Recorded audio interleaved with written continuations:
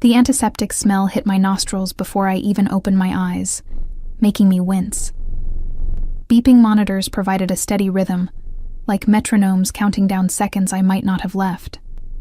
My throat felt raw, scraped from the inside, and something sharp pulled at my arm whenever I tried to move. I blinked against the harsh fluorescent lights, squinting as shapes gradually came into focus. Hospital room. The realization washed over me in a cold wave. What happened? My memory felt like shattered glass, fragmented, sharp, dangerous to touch. "She's awake," a woman's voice said somewhere to my right. "Page Dr. Moretti." "Where am I?" My voice sounded foreign, barely a whisper. A nurse with kind eyes and a tight ponytail leaned over me. "You're at Ospedale San Raffaele, Miss Evans. You're in recovery after surgery." Surgery. The word hung in the air like a threat. I tried to sit up, but pain exploded across my abdomen, stealing my breath. "Please don't move," the nurse said, gently pressing me back against the pillows. "You need to stay still. You've lost a lot of blood." Blood. Flashes came back to me then. Screeching tires, breaking glass, the metallic tang of blood filling my mouth. The car accident. I'd been driving home from my late shift at the restaurant, rain slashing against my windshield, when headlights had appeared from nowhere. "How bad?" I managed to ask. The nurse checked my IV, avoiding my gaze. "The doctor will explain everything." That's when I noticed the two men standing by the door. They wore identical black suits, earpieces, and expressionless faces. Their presence seemed as out of place in this sterile environment as a loaded gun at a christening. A chill ran through me that had nothing to do with the hospital's aggressive air conditioning. I knew what those men meant. They could only be here for one reason. Alessandro Russo. The name floated through my mind like a prayer or a curse. I wasn't sure which anymore. It had been 6 months since I'd first seen him at Trattoria Belnotti, where I worked as a waitress. 6 months since my life had changed irrevocably. The door opened, and a doctor entered, clipboard in hand, eyes tired but alert. "Miss Evans, I'm Dr. Moretti. How are you feeling?" "Like I've been hit by a truck," I said, then almost laughed at the literal truth of it. "A BMW X7, actually," Dr. Moretti said without a hint of humor. "You're very lucky to be alive." Lucky wasn't the word I'd use, especially not if Alessandro knew I was here. The thought made my heart monitor spike, which didn't escape the doctor's notice. "Try to stay calm," he said. "Your injuries were severe: internal bleeding, ruptured spleen, broken ribs. We had to perform emergency surgery, but you're stable now." I swallowed, wincing at the dryness in my throat. "When can I leave?" Dr. Moretti frowned. "Not for at least a week, maybe more. You need time to recover." A week. The panic rose in my chest like floodwater. A week was too long. I needed to disappear before. The atmosphere in the room changed suddenly, like the drop in air pressure before a storm. The two guards at the door straightened, and Dr. Moretti's expression shifted to something between deference and fear. Heavy footsteps approached in the hallway, accompanied by the low murmur of respectful voices. I knew those footsteps. They had followed me in my dreams for months. Alessandro appeared in the doorway, filling it with his presence. 6'2" of controlled fury, dressed in a tailored black suit that did nothing to hide the power beneath. His dark hair was slightly disheveled, as if he'd run his hands through it repeatedly. The shadow of stubble darkened his jaw, making him look more dangerous than usual. Our eyes met, and despite my condition, I felt that familiar electricity shoot through me. His amber eyes, usually warm when they looked at me, now burned with something darker. Rage, fear, possession, all swirling together in a toxic cocktail. "Out," he said. One word, barely above a whisper, but everyone scrambled to obey. Even Dr. Moretti gave only a cursory 10 minutes, no more, before retreating. The door closed, leaving us alone. Alessandro stood perfectly still, watching me. I'd seen that stillness before, right before he ordered a man's fingers broken for touching my arm at the restaurant. "You ran." His voice was soft, which made it all the more terrifying. "Alessandro, 8 hours," he continued as if I hadn't spoken. 8 hours of my men searching every hospital, every clinic in Milan. 8 hours not knowing if you were alive or dead. He moved to the side of my bed with the predatory grace that had first caught my attention all those months ago. The first time I'd seen him walk into the restaurant, I'd dropped an entire tray of wine glasses.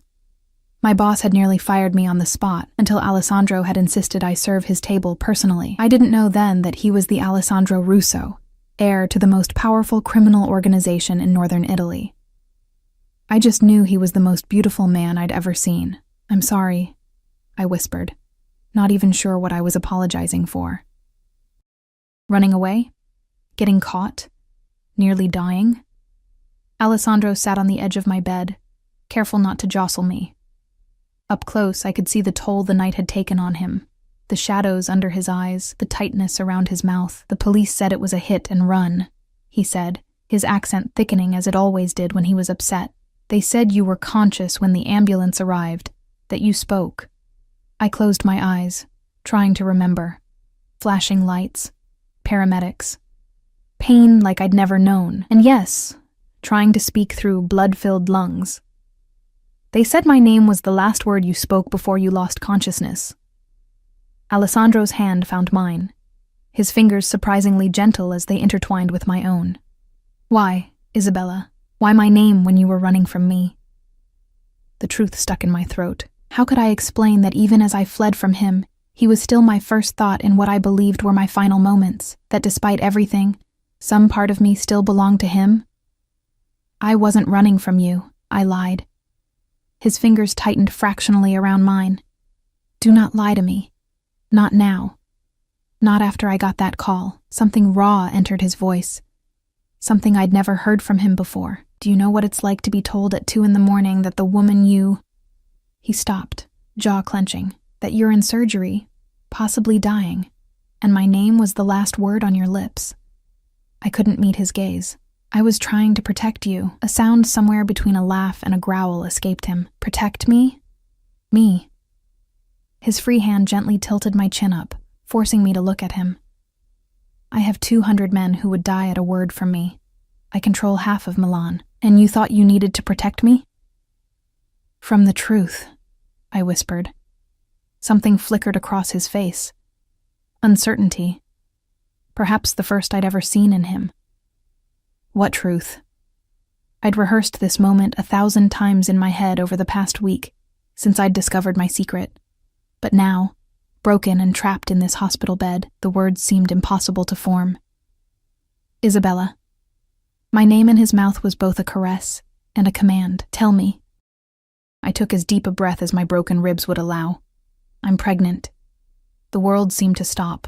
Alessandro went completely still, his face unreadable.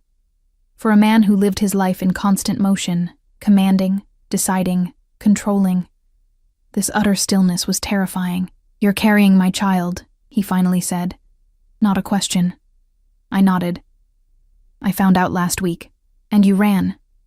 His voice was dangerously quiet. "You took my child, and ran." "It's not like that," I protested. I needed time to think, to figure out what to do. What to do. His eyes narrowed. "There is nothing to do.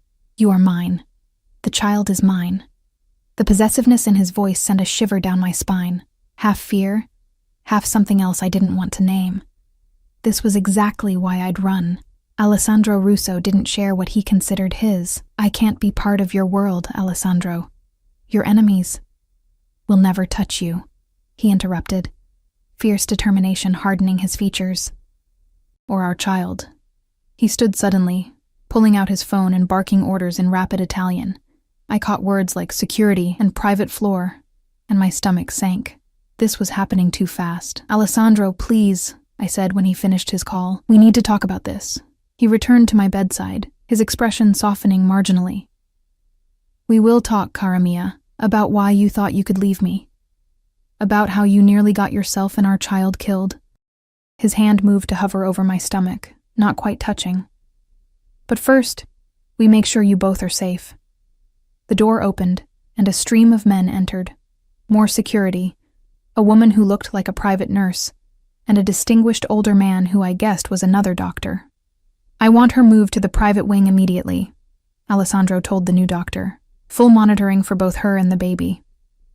The doctor nodded. Of course, Mr. Russo. We've already prepared the suite. As the room bustled with activity around us, Alessandro leaned down, his lips brushing against my ear. You thought you could escape me, Isabella? His whisper was silk over steel. The moment you walked into my restaurant, you became mine. The child you carry only makes it official.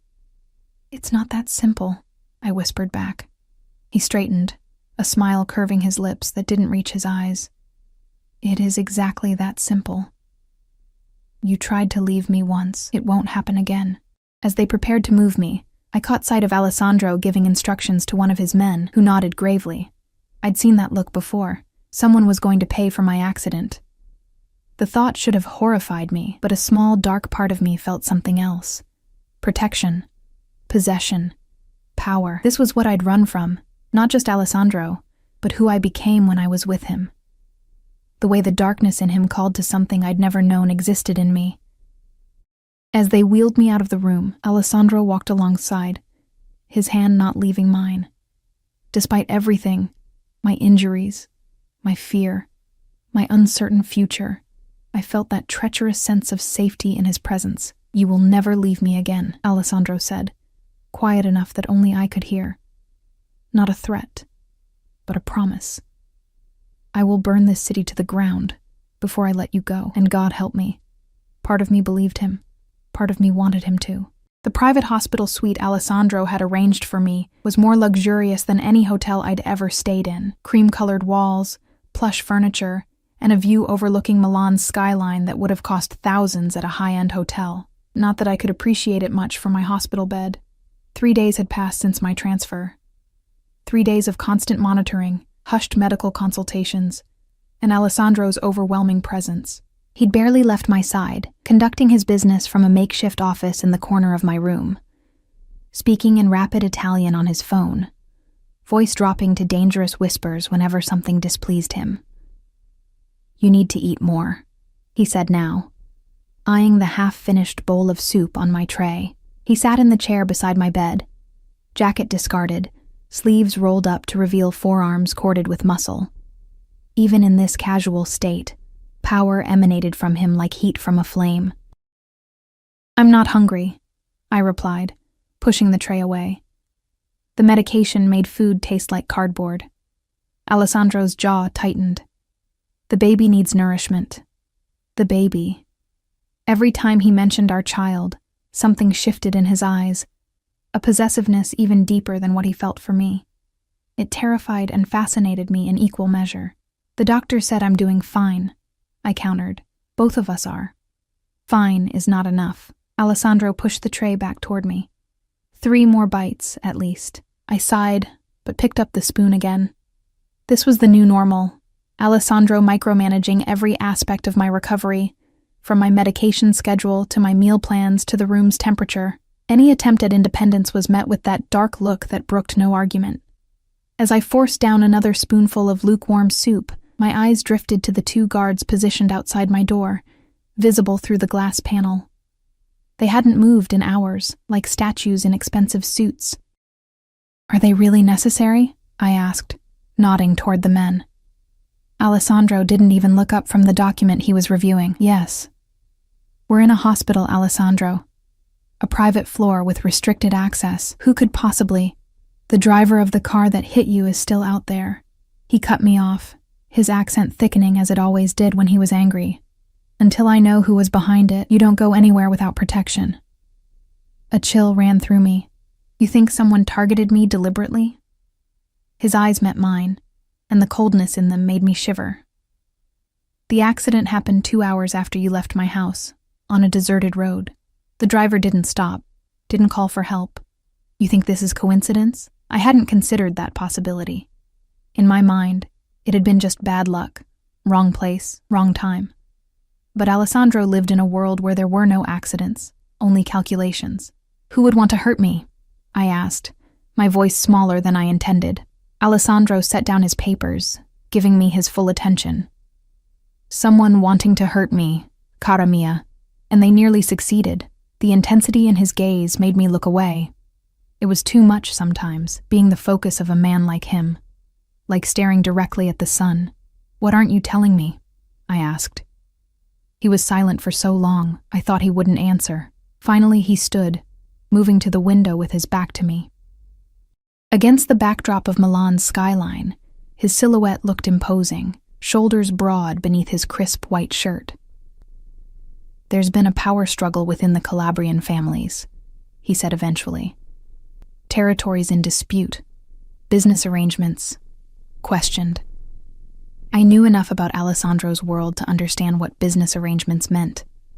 Though he owned legitimate enterprises, restaurants, nightclubs, shipping companies, they were merely the facade for the empire his grandfather had built and his father had expanded. An empire Alessandro now controlled with ruthless efficiency. And they would target me to get to you? The thought made my stomach turn. It would not be the first time enemies have tried to use personal attachments against me. Something haunted flickered across his face, though they usually have better intelligence. Meaning, Alessandro turned back to me. "Few people knew about us. I kept you separate from that part of my life. Protected. The irony wasn't lost on me. Protected. Yet here I am." His expression darkened. "This wouldn't have happened if you hadn't run." And there it was. The accusation that had been simmering beneath the surface since I'd regained consciousness. I'd tried to flee, and in doing so, had stepped out from under his shield of protection. "I didn't know," I said softly. "I didn't think." "No, you didn't." His voice was sharp. "You didn't think about the consequences, about the danger. You just decided to take my child and disappear." Anger flared through me, hot and sudden. "Your child? Is that all this is about? Your possession? Your heir?" Alessandro moved back to the bed with that fluid grace that had first captivated me, sitting on the edge so close I could smell his cologne, sandalwood and something darker, more primal. "You know it's not," he said quietly, dangerously. "You know what you are to me." But I didn't, not really. In the 6 months we'd been together, Alessandro had never defined what we were. He'd pursued me relentlessly after that first night at the restaurant, showering me with attention, drawing me into his orbit until I was spinning helplessly around him. He'd made me his in every way a man could make a woman his, but he'd never once spoken of love. "Tell me then," I challenged, the words escaping before I could reconsider. "What am I to you, Alessandro?" His hand found mine, fingers interlacing with practiced familiarity. "Everything," he said simply, as if it were obvious. "You are everything." It wasn't the declaration I'd been hoping for, but from a man like Alessandro, perhaps it was as close as I would get. A man who had been taught since childhood that emotions were weakness, that vulnerability was death. "Is that why you kept me hidden away?" I asked. "Because I'm so important?" His grip tightened.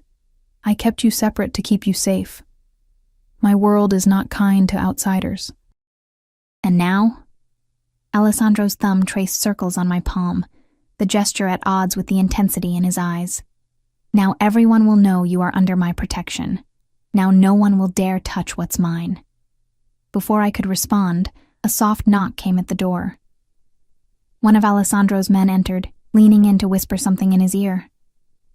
I watched Alessandro's expression harden, a muscle ticking in his jaw. "Are you certain?" he asked, receiving a nod in response. "Bene, bring the car around."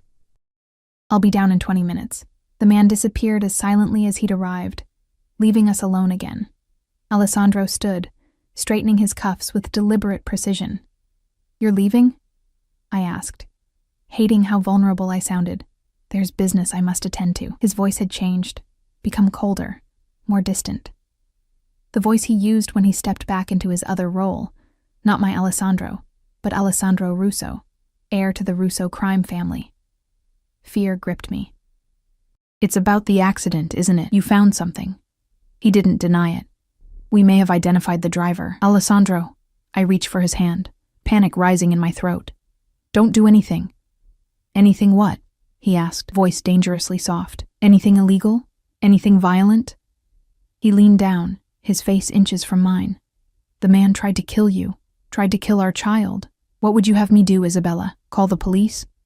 He almost smiled at the absurdity.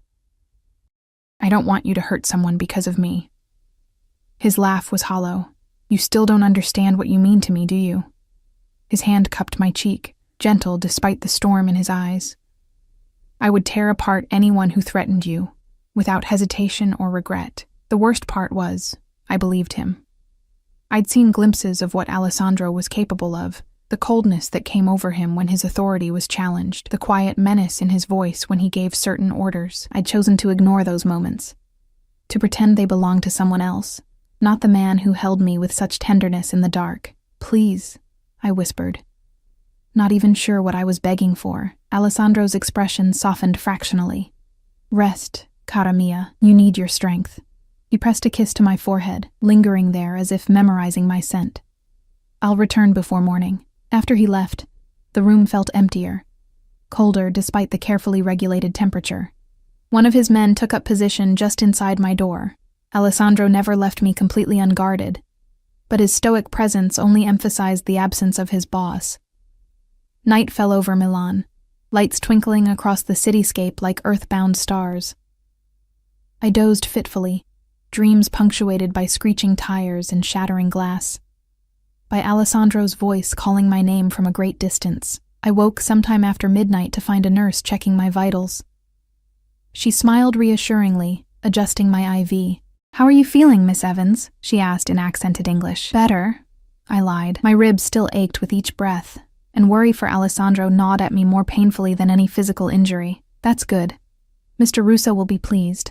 The casual way she said his name reminded me of how thoroughly Alessandro had taken over this hospital floor. Everyone from the cleaning staff to the head surgeon treated him with a mixture of deference and fear. After she left, I found myself unable to fall back asleep. My hand drifted to my still flat stomach, trying to imagine the life growing inside, a child. Alessandro's child. The thought still didn't seem real. What kind of life could I offer a baby born into this world? A world of luxury and privilege, yes, but also of danger and darkness. A world where its father commanded men capable of violence I couldn't even imagine. But there was another side to Alessandro, one few people ever saw. The man who had spent hours reading poetry to me in Italian, patiently translating each line, who had held me through a night of food poisoning, bathing my forehead with cool cloths, and never once complaining about the mess or the smell, who had taken me to meet his elderly grandmother in her villa by Lake Como, and had looked at me with something like wonder when the formidable old woman had approved of me. These memories twisted in my chest like a knife. This was why I'd run. Not just fear of Alessandro's world, but fear of my own feelings, of how completely I had fallen for a man I should, by all rights, be terrified of. The door opened suddenly, startling me from my thoughts. Alessandro entered, and my heart stuttered at the sight of him. His perfect suit was gone, replaced by a simple black sweater and trousers. There was a darkness in his eyes I'd never seen before, something haunted and hungry at once. You should be sleeping, he said, his voice rougher than usual. I was waiting for you. It wasn't what I'd planned to say, but it was true nonetheless. Alessandro moved to the bed, sitting on the edge with none of his usual grace.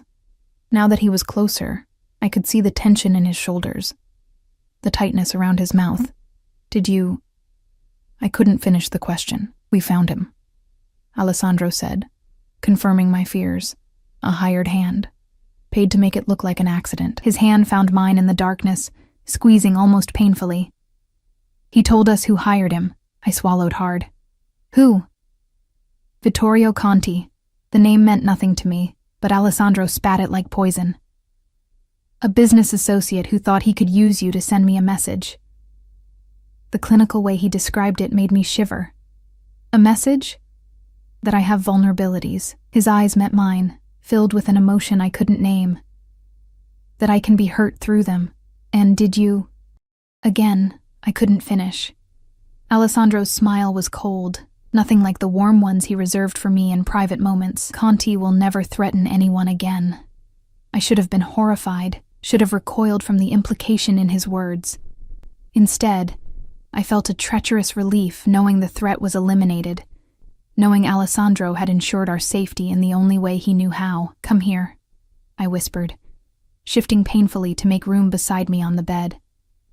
Alessandro hesitated, then carefully arranged himself next to me. Mindful of my injuries, his arm slid beneath my shoulders, cradling me against his chest, where I could hear the steady rhythm of his heartbeat. "I thought I'd lost you," he murmured into my hair, "when I got that call, when they said you might not make it through surgery. I've never known fear like that." The admission shocked me. Alessandro Russo didn't admit to fear, to weakness of any kind. "I'm still here," I said softly. His hold tightened fractionally. "You tried to leave me." There was no accusation in his voice now, only a raw vulnerability that made my throat tight. "I was scared," I confessed. "Not of you, but of how much I needed you. Of what that meant for me, for my life. And then when I found out about the baby, you thought I wouldn't want it." There was genuine hurt in his voice. "I thought you might see it as an obligation, another possession, not as a miracle." Alessandro finished for me, his voice so low I barely heard it. His hand moved to rest over my stomach, warm and protective. "That's what you are to me, Isabella, you and this child, a miracle I never thought I deserved." The words hung in the air between us, more intimate than any declaration of love. In Alessandro's world, where everything had a price, where loyalty was bought and sold like any commodity, the concept of something undeserved, something given freely without expectation, was perhaps the closest thing to sacred he understood. "Stay with me," he said. And it wasn't a command this time, but a request. "Not because I'm forcing you, not because of the baby. Stay because you choose me, as I've chosen you." I turned my face into his chest, breathing in his scent, feeling the solid strength of him against me. "And if I choose to leave your world behind? If I can't live like this, surrounded by guards, always looking over my shoulder?" Alessandro was quiet for a long moment. "Then I would follow you," he finally said, "even if it meant leaving everything else behind." It was a lie, I knew. Alessandro could no more leave his world than a king could abdicate and expect to live in peace. There would always be enemies, always be threats, always be the specter of his past following us. But in that moment, with his arms around me, and his child growing within me, I allowed myself to believe it could be true. Morning light filtered through the blinds when I woke, casting golden stripes across Alessandro's sleeping form. He looked different in sleep, younger, the hard lines of his face softened, almost innocent if you didn't know the blood on his hands. I studied him, memorizing each detail, the dark sweep of his eyelashes, the slight curl at the ends of his hair, the small scar at the corner of his jaw from some fight he'd never told me about. In sleep, I could almost pretend he was just a man, not a criminal kingpin who controlled half of Milan. My movement must have disturbed him because his eyes opened, instantly alert. Alessandro never woke gradually. It was as if some part of him remained vigilant even in sleep, ready for danger at any moment. "Good morning," I whispered. His lips curved into that rare, genuine smile that still made my heart skip. "Morning, cara mia." He glanced at his watch. "I let you sleep later than usual. How do you feel?" "Better." It wasn't entirely a lie. My body still ached, but the fog of medication had lifted somewhat, leaving my mind clearer than it had been in days. Alessandro propped himself up, studying me with that intense gaze that seemed to catalog every detail. "The doctor will be here at 10 to check on you. If your progress continues, we might be able to move you by the end of the week." "Move me?" I echoed. "To where?" "My house in Lake Como," he said, as if it were already decided. "It's private, secure. You can recover there in peace." I hesitated. His Lake Como property was a fortress disguised as a villa, staffed entirely by his people. Once there, I'd be completely in his world, isolated from everything familiar. "Alessandro, I have my own apartment, my job." "Your apartment isn't secure," he cut me off, his tone hardening. "And you won't be returning to that restaurant." The casual dismissal of my life, modest as it was, sparked a flare of defiance. "You can't just decide that for me." I can, and I have. He sat up fully now, authority settling over him like a cloak. The situation has changed, Isabella. You're carrying my child. Your safety is non-negotiable. And what about what I want? I struggled to sit up, wincing as pain shot through my ribs. What about my choices? Alessandro's jaw tightened, that muscle ticking in his cheek. Your choice nearly got you killed. The accusation stung, partly because there was truth in it. If I hadn't run, if I hadn't been on that dark road alone. That's not fair, I said, voice trembling slightly. Fair? He almost laughed. Nothing about this situation is fair. Nothing about my life has ever been fair. Alessandro ran a hand through his hair, a rare gesture of frustration. I didn't ask to be born into this family, this legacy, but I've done what was necessary to protect what's mine, including you.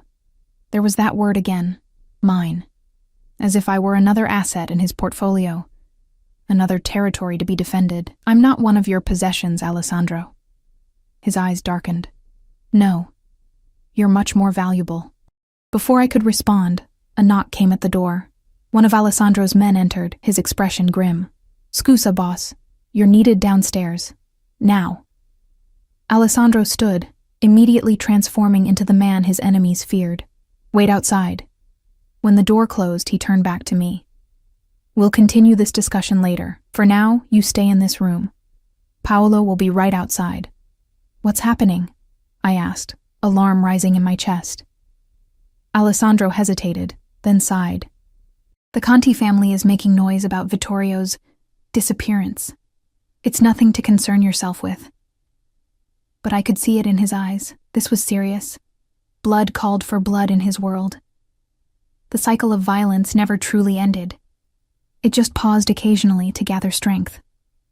Be careful, I said, hating how my voice betrayed my fear. Something softened in his expression. He leaned down, pressing a kiss to my forehead. Then my lips, gentle, almost reverent.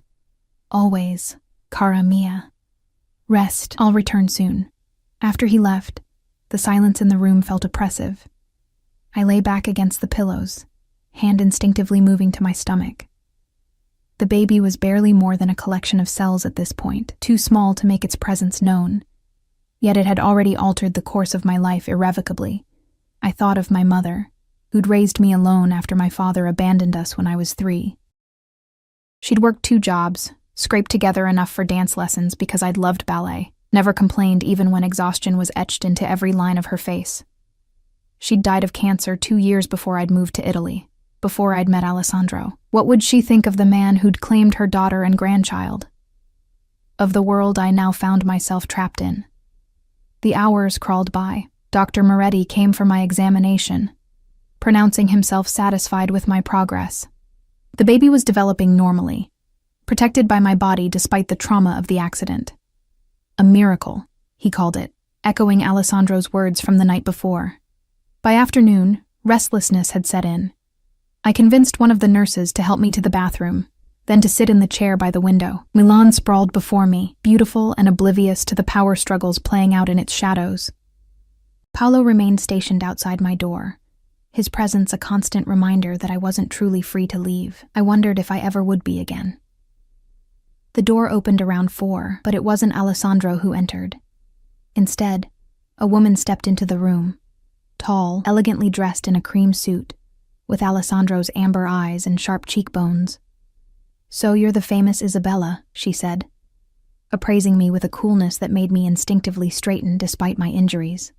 I'm Sofia, Alessandro's sister. I'd heard of her, of course. Alessandro rarely spoke of his family, but I knew Sofia ran the legitimate side of the Russo businesses, the restaurants, the import company, the real estate holdings. The public face that allowed the darker operations to remain hidden. He didn't mention you were coming, I said, suddenly conscious of my hospital gown and unwashed hair. Sofia's smile didn't reach her eyes. My brother doesn't tell me everything, nor I him. She moved into the room with the same fluid grace Alessandro possessed, a family trait perhaps. I came as soon as I heard what happened to Vittorio Conti. My heart rate quickened. I don't know anything about that. Of course you don't. She sat in the chair opposite me, crossing her legs. Alessandro would never burden you with such unpleasantness. There was something in her tone, not quite mockery, but close, that raised my defenses. What do you want, Sophia? She studied me for a moment, head tilted slightly. Curious. I see now why my brother is so fascinated by you. You have spirit. I'm not a curiosity to be studied, I snapped. No? Her eyebrow arched. That's exactly what you are to our family, Isabella. An anomaly. Alessandro has never brought a woman into our world before, never risked exposure for someone outside the family. I didn't ask to be brought into your world. Yet here you are. Sophia leaned forward, and now, I hear, carrying the next generation of Russos. The way she said it made my skin crawl, as if my baby were merely a continuation of a dynasty, not a person. What I want, Sophia continued, is to understand what my brother sees in you that's worth upending decades of tradition, worth starting a war with the Conti family. A war? Fear coiled in my stomach. What are you talking about? Sophia's expression revealed nothing. Vittorio Conti wasn't just anyone. He was next in line to lead their family. His death won't go unanswered. I felt suddenly cold despite the warmth of the room. Alessandro said it was handled. My brother sees what he wants to see. Sophia stood, smoothing her immaculate suit. He believes his love for you justifies any action, any consequence. He doesn't see that his enemies will use that love against him, against all of us. You think I'm a weakness, I said, understanding dawning with sickening clarity. I think you're a liability, she corrected. One we can't afford right now. What are you suggesting? That I leave? Disappear? My voice rose despite my effort to remain calm. That's exactly what I tried to do, and look what happened. Sophia's expression softened fractionally, the first genuine emotion she'd displayed. I don't want to see my brother destroyed, Isabella. Not even for love. Especially not for love. Before I could respond, the door opened again, and Alessandro himself entered. He stopped short at the sight of his sister, his expression hardening instantly. Sophia, what are you doing here? The siblings stared at each other, some unspoken communication passing between them that I couldn't decipher. Finally, Sophia smiled, once again the polished businesswoman. Just getting to know Isabella. She's lovely, fratello mio. I can see why you're so invested. Alessandro's eyes narrowed. We'll discuss this later. I'm sure we will. Sophia turned to me, inclining her head slightly. Rest well, Isabella. I'm sure we'll be seeing more of each other. After she left, tension radiated from Alessandro in palpable waves. What did she say to you? I hesitated, uncertain how much to reveal. She's worried about you, about the consequences of what happened with Conti. Alessandro cursed under his breath. Sophia should mind her own business. This isn't her business, your family, your safety. He moved to the window, looking out at the city with hands clasped behind his back. The Contis have been dealt with. There won't be repercussions. That's not what Sophia thinks. Alessandro turned back to me, his expression unreadable. My sister sees threats everywhere. It's what makes her good at what she does, but in this case, she's wrong. I wasn't sure I believed him. The certainty in Sophia's voice had been too convincing, her concern too genuine beneath her cool exterior. Alessandro, I said carefully, what would happen if I just disappeared? If I went somewhere no one could find me, where no one would associate me with you? His expression darkened instantly. Is that what Sophia suggested? That you leave? No, because it doesn't matter. He closed the distance between us, kneeling beside my chair so our faces were level. There is nowhere you could go that I wouldn't find you. No place far enough. No identity convincing enough. I would turn this world upside down to bring you back to me. The intensity in his eyes should have frightened me. Instead, it sent a treacherous warmth through my veins. Even if staying puts you in danger, I whispered. Alessandro's hand found mine, fingers interlacing. I've been in danger my entire life, Isabella. It's the one constant I can rely on. His other hand moved to my cheek, cradling it with surprising tenderness. But I've never had someone, worth the risk before. The next morning brought rain, droplets sliding down the windows like tears. blurring the Milan skyline into a watercolor of grays and muted colors. I watched them from my bed, tracing their paths with my finger against the cool glass. 1 week had passed since my accident, since Alessandro had found me clinging to life in this hospital. Dr. Moretti had visited earlier, pronouncing me well enough to be discharged tomorrow. Not to my apartment. That option had never truly been on the table, but to Alessandro's Lake Como villa, my gilded cage, albeit one with spectacular views and every luxury imaginable. The door opened, and Alessandro entered, bringing with him the scent of rain and expensive cologne. Dark circles shadowed his eyes, evidence of the late nights spent dealing with the fallout from Vittorio Conti's death. Despite Sophia's warnings, there had been no immediate retaliation from the Conti family. Alessandro had assured me they wouldn't dare challenge him directly, but I'd noticed the increase in security around the hospital, the tense whispers among his men. "Good morning," he said, leaning down to press a kiss to my forehead. "How are you feeling?" "Better. Restless." I caught his hand, pulling him to sit beside me. "You look exhausted." A smile ghosted across his lips. "Business matters. Nothing for you to worry about. You always say that. Because it's always true." His thumb traced circles on the back of my hand, a habit that never failed to soothe me. "Dr. Moretti tells me you're ready to leave tomorrow. I've made all the arrangements." I nodded, not trusting myself to speak. The prospect of leaving the hospital should have been welcome, but it felt like stepping from one controlled environment into another. Alessandro studied me, his gaze searching. "You're still uncertain." It wasn't a question, but I answered anyway. "Everything's happening so fast. A few months ago, I was just a waitress from Boston trying to build a life in Italy. Now I'm pregnant, recovering from nearly being killed, and about to move in with..." I trailed off, unsure how to define what Alessandro was to me. "With the father of your child," he finished, something hardening in his expression. "With the man who loves you." The declaration hung in the air between us. Alessandro had never said those words before, had never made that explicit commitment. In his world, love was a vulnerability, an admission of weakness that could be exploited. "You love me?" I whispered, hardly daring to believe. His hand tightened around mine. "You doubt it? After everything?" "You've never said it."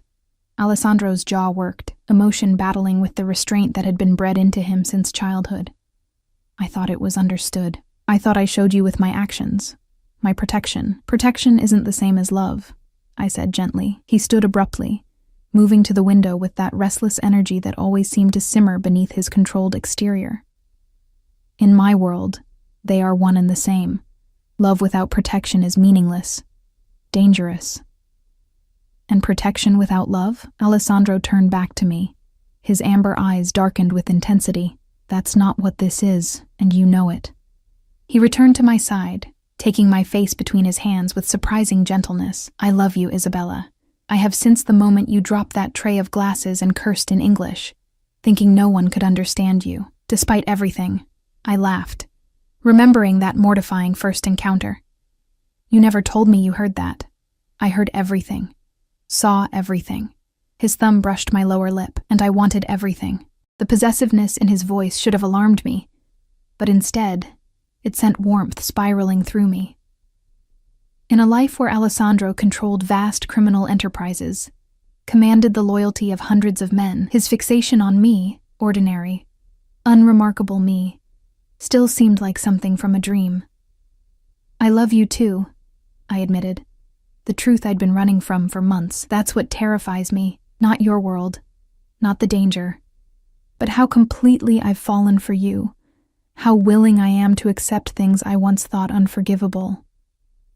Alessandro's expression softened, vulnerability showing through the cracks in his armor. "We shape each other, cara mia. You've changed me too, more than you know." A knock at the door interrupted us.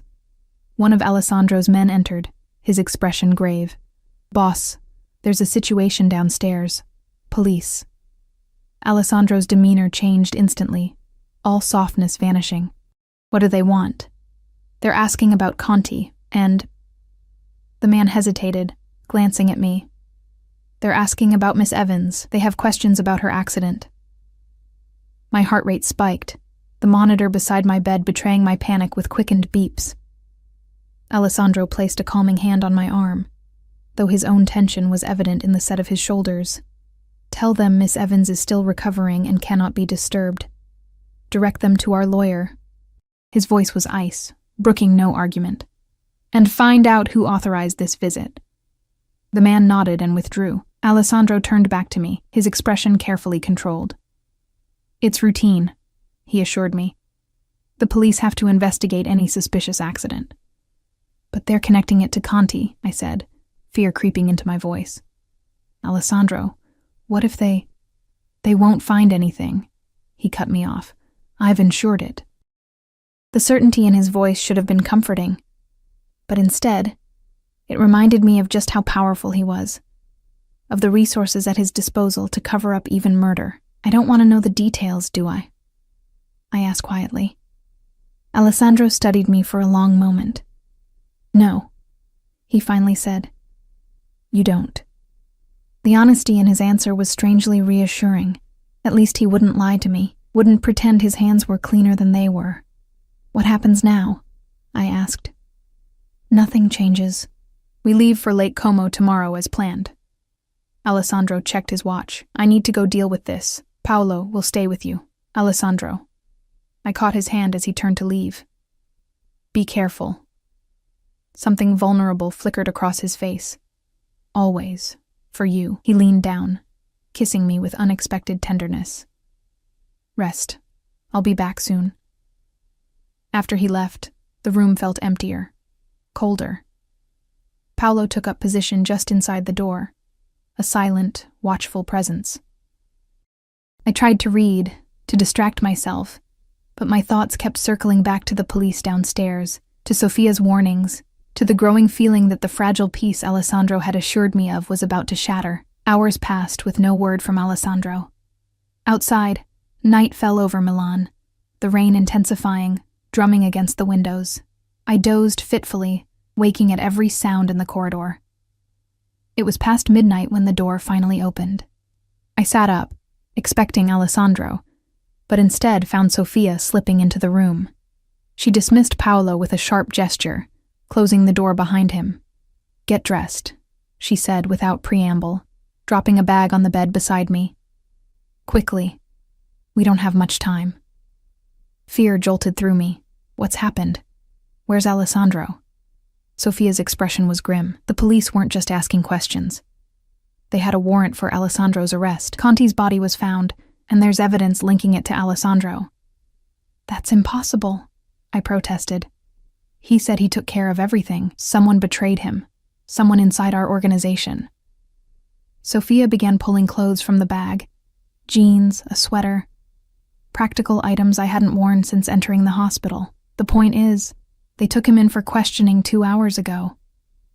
My hands trembled as I reached for the clothes. He'll get out though, right? He has lawyers, connections.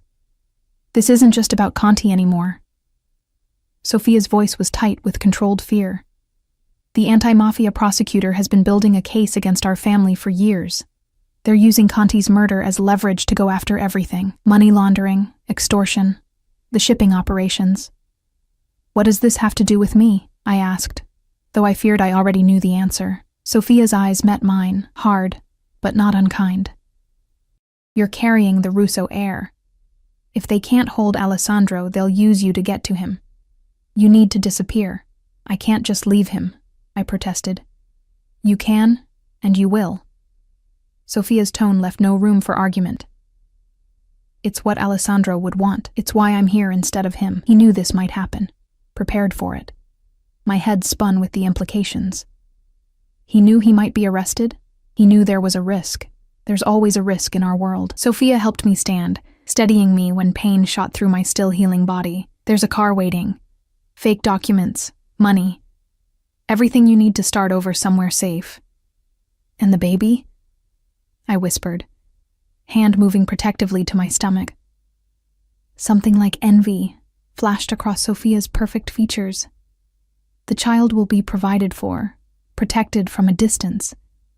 But no one can know it's a Russo, not while this investigation is ongoing. Tears burned behind my eyes.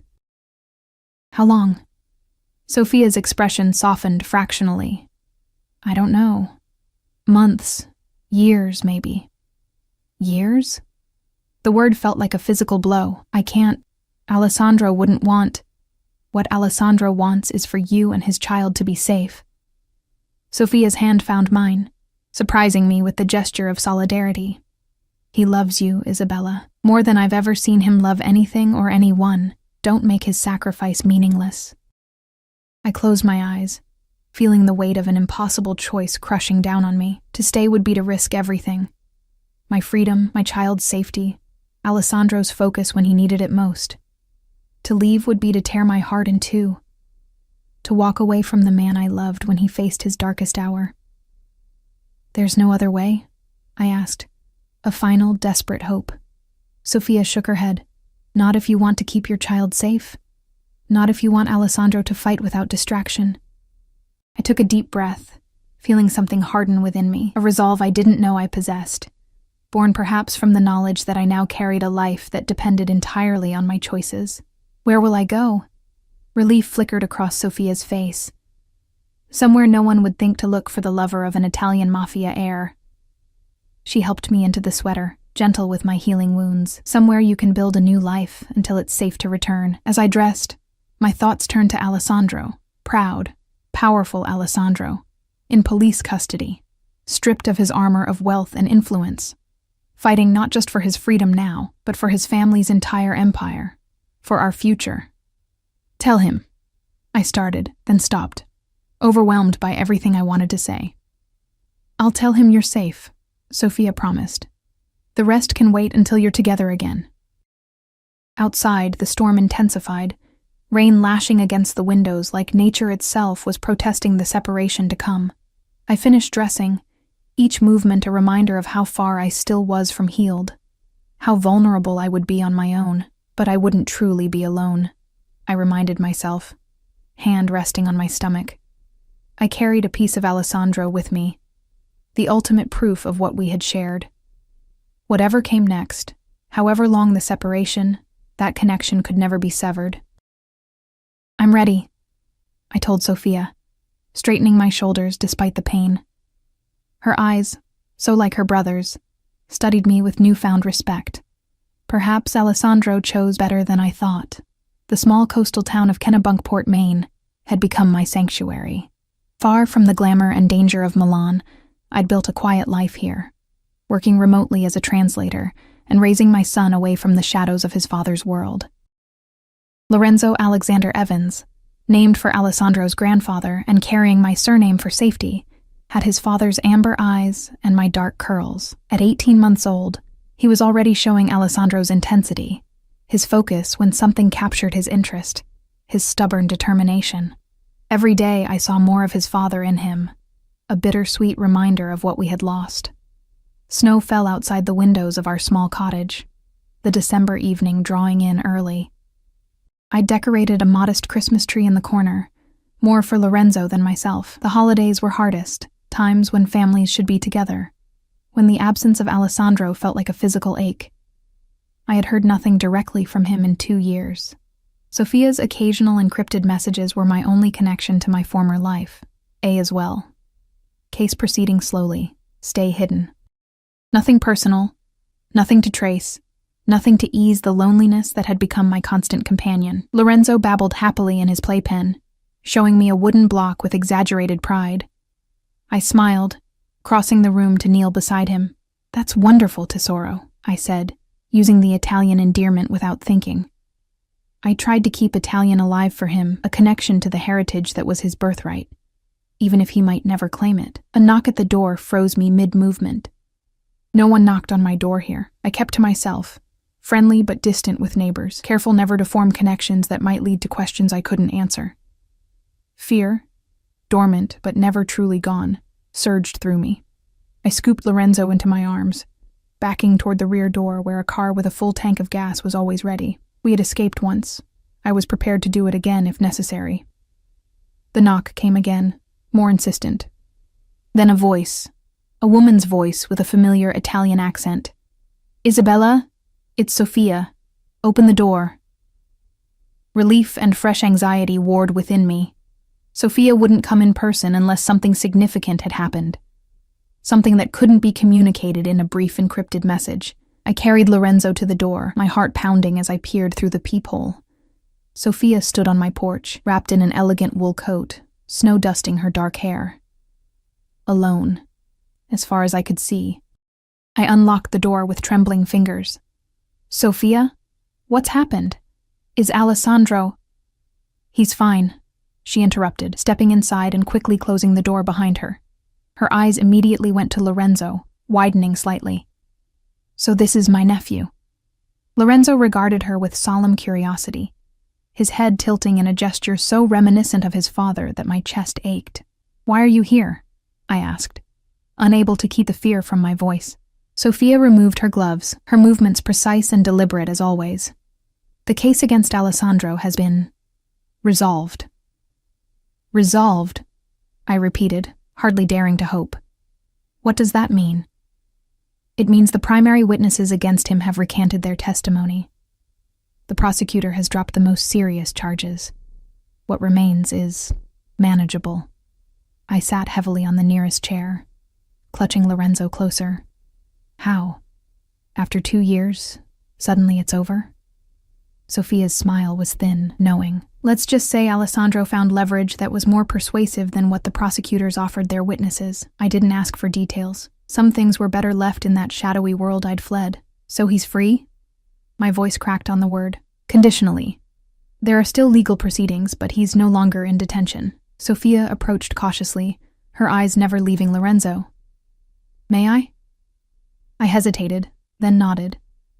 Sophia reached out, gently touching Lorenzo's cheek. Something that might have been tenderness flickered across her usually impassive features.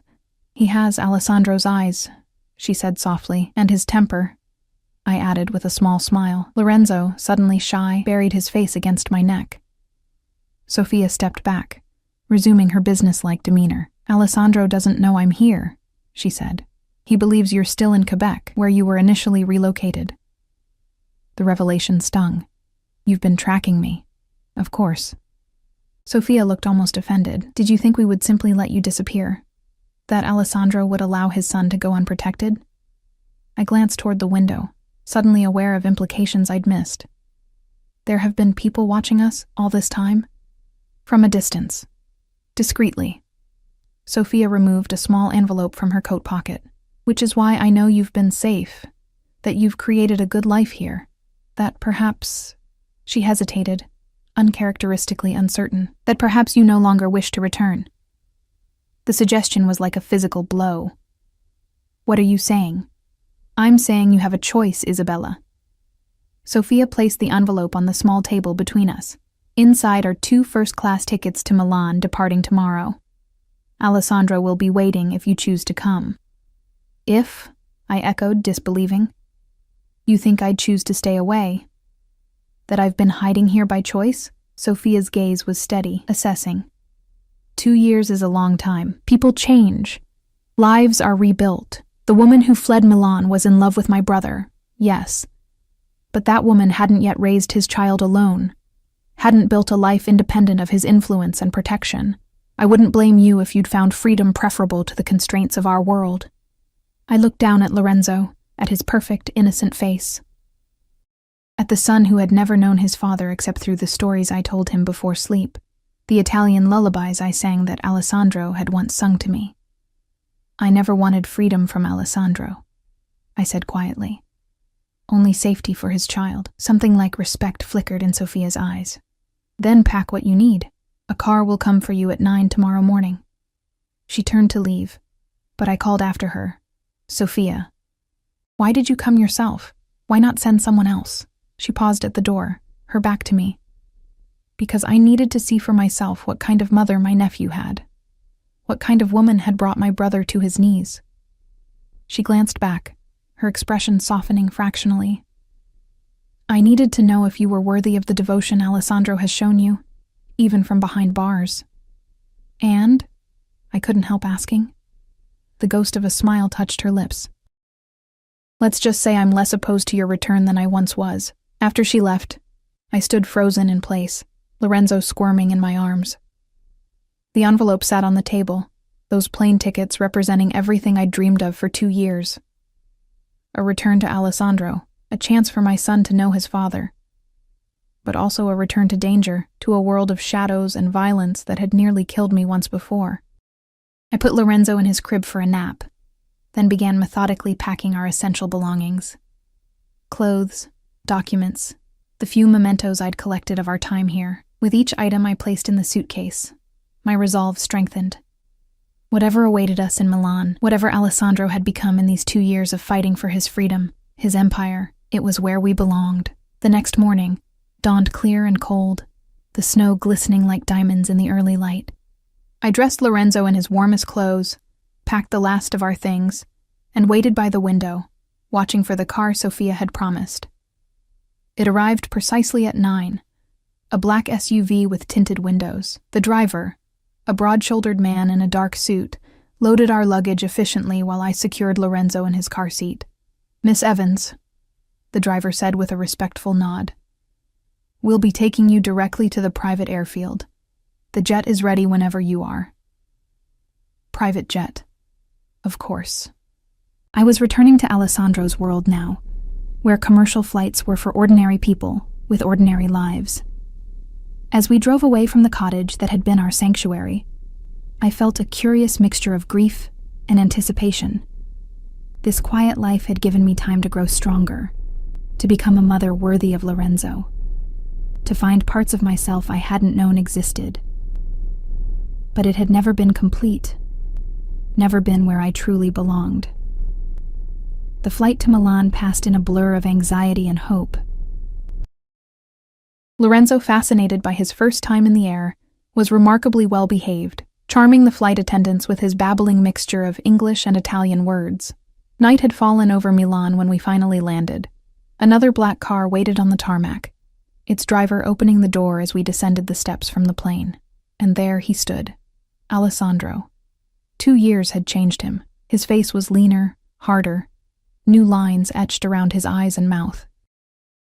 His hair was longer than he'd worn it before, curling slightly at the nape of his neck, but his eyes, those amber eyes that Lorenzo had inherited, were exactly as I remembered, burning with an intensity that made my breath catch. For a moment, we simply stared at each other across the distance. Then Lorenzo, spotting the unfamiliar man, pointed and said clearly, "Papa?" I froze. I had shown Lorenzo photos of Alessandro, told him stories, but had never expected him to recognize his father immediately. Alessandro's expression cracked, naked emotion washing over his face. He moved toward us slowly, as if afraid we might vanish if he approached too quickly. "Yes," I whispered to Lorenzo. "That's your papa." When Alessandro reached us, he didn't touch me first as I had expected. Instead, with reverent hands, he reached for his son. Lorenzo, normally shy with strangers, went to him without hesitation, as if some primal recognition passed between them. Alessandro held his son for the first time, his eyes closing briefly as if in prayer. When he opened them again, they shone with unshed tears. "He is perfect," he said, his voice rougher than I remembered. "Mio figlio," my son. Only then did his eyes meet mine again. "Isabella." My name on his lips sounded like coming home. "Alessandro," I whispered, suddenly uncertain. 2 years stretched between us like an ocean. What if we had grown too far apart? What if the connection we'd once shared had been severed by time and distance? He must have read the doubt in my face because he shifted Lorenzo to one arm and reached for me with the other, pulling me against him with gentle insistence.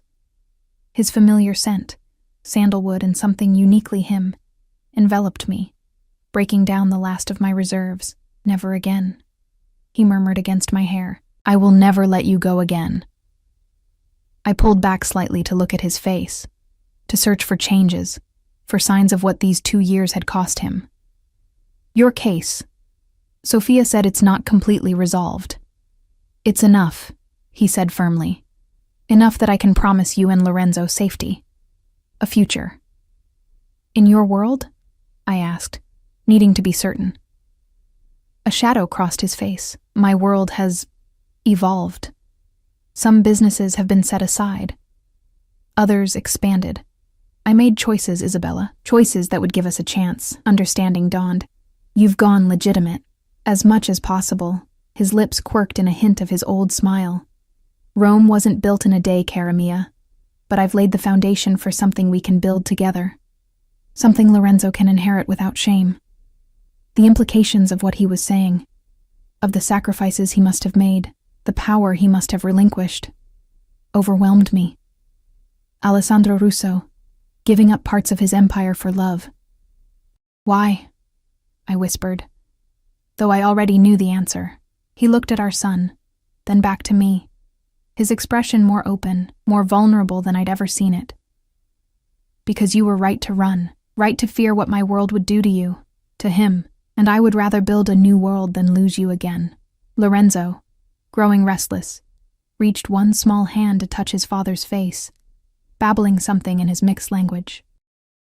Alessandro caught the tiny fingers, pressing a kiss to them with a tenderness that brought fresh tears to my eyes. Come, he said, leading us toward the waiting car. Let's go home. As we drove through the glittering Milan night, Lorenzo fell asleep against Alessandro's chest. I watched them together, father and son, the missing piece of our family finally restored. Whatever came next, whatever remnants of Alessandro's past still needed resolving, whatever challenges awaited us, we would face them together. Not as the vulnerable girl and the powerful mafia boss who had first met in that restaurant 2.5 years ago, but as equals who had each sacrificed, each suffered, each grown stronger in our time apart. I love you, Alessandro said quietly, as if reading my thoughts. More now than before, if that's possible. I laid my head on his shoulder, feeling for the first time in years that I was exactly where I belonged. I love you too, I whispered. Enough to start over. Enough to try again. His arm tightened around me, and I knew that whatever world Alessandro had built for us, whatever compromises he had made between his past and our future, it was one where we could finally, truly be a family.